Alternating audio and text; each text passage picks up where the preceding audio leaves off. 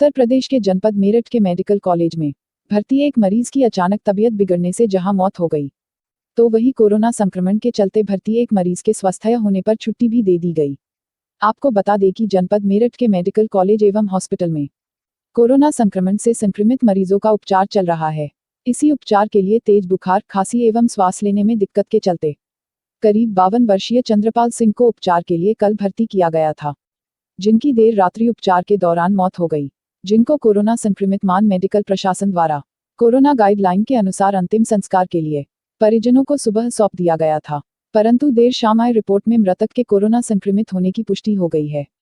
अब स्वास्थ्य विभाग व जिला प्रशासन मृतक के परिवार की जांच एवं क्वारंटाइन करने की कवायद में जुट गया है। हमारे मंडल प्रभारी एवं संवाददाता ललित शर्मा से बात करते हुए मेडिकल कॉलेज के प्रधानाचार्य RS गुप्ता ने बताया कि आज एक मरीज रियाजुद्दीन को उपचार देकर कोरोना पॉजिटिव से बिल्कुल स्वस्थ होने के बाद छुट्टी दे दी गई है और एक मरीज जिसकी मौत हो गई थी उसकी कोरोना पॉजिटिव रिपोर्ट आई है। आगे की कार्यवाही की जा रही है। मंडल प्रभारी एवं संवाददाता ललित शर्मा की रिपोर्ट। सर एक पेशेंट की डेथ हुई थी सवेरे, क्या पूरा मामला है? ऐसा है कि यहाँ पे हमारे पास जो मरीज भर्ती होते हैं उसमें बहुत सारे मरीज़ ठीक होके जाते हैं, बहुत सारे जो है वो अनफॉर्चुनेट डेथ भी होती है।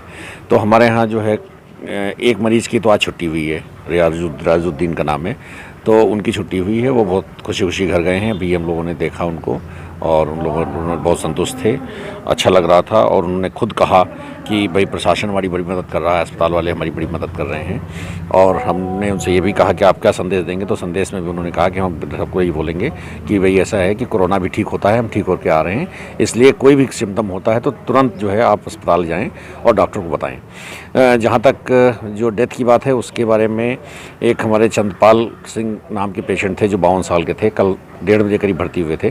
वो थोड़ा सा बीमार थे, उनको जो है थोड़ा सा सांस फूल रही थी और फीवर भी था, खांसी भी आ रही थी, वो करके भर्ती हुए थे और काफ़ी सीरियस हो गए थे वो। तो काफ़ी कल रात में करीब शाम को करीब हम लोगों ने 5:30 साढ़े 5-6 बजे तक उनको वेंटिलेटर पर डाला और रात में उनकी जो है दुर्भाग्यवश डेथ हो गई करीब 1:30 बजे रात में। उनका जो है उस समय तक सैंपल का रिजल्ट नहीं आया था, हम लोगों का रिजल्ट अभी थोड़ी देर पहले आया है, उसमें उनको पॉजिटिव पाए गए हैं। तो अब जो पेशेंट पॉजिटिव हो, लेकिन हम लोगों ने जो डेड बॉडी का प्रोटोकॉल मैनेजमेंट किया था वो उसी तरह से किया था जैसे कि पॉजिटिव हो, तो क्योंकि उसमें थोड़ा सेफ़ रहता है, सेफ्टी रहती है, बाकी हमारे जो लोग काम कर रहे हैं उनके लिए सेफ्टी रहती है, तो वो हम लोगों ने कर दिया था। लेकिन अब जो है जो कॉन्टैक्ट ट्रेसिंग है उसका काम के लिए हमने सीएमओ साहब को इन्फॉर्म कर दिया है कि उनके जो भी लोग रिश्तेदार हैं, जो घर वाले हैं, उनको जो भी जैसे वो प्रोटोकॉल है वैसे करके उनको ट्रेस करके और उनको क्वारंटीन या जाँच जो भी कराना है वो उनको कराया जाएगा। सर मेरठ में क्वारंटाइन इस कोरोना से मरने वालों की संख्या कितनी? अब इस डेथ को मिला करके मरने वालों की संख्या 3 हो गई है। सर वैसे आज कितने सैंपल लगे हुए हैं कुछ? आज तकरीबन लगभग 300 सैंपल लगे हुए हैं।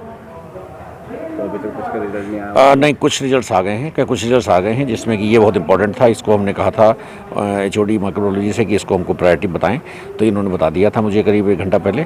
उसमें उनकी रिपोर्ट पॉजिटिव आ गई थी क्योंकि ये बहुत इंपॉर्टेंट मैटर था, क्योंकि इसमें जो कॉन्टैक्ट ट्रेसिंग वगैरह करनी थी, सब चीज़ करनी थी, उसके लिए समय चाहिए होता है और टाइमली बताना पड़ता है, तो इसलिए आ गई थी। बाकी रिजल्ट शाम तक आ जाएंगे। सर क्या लगता है इससे कोई और नई चैन कितने लोगों की संभावना है?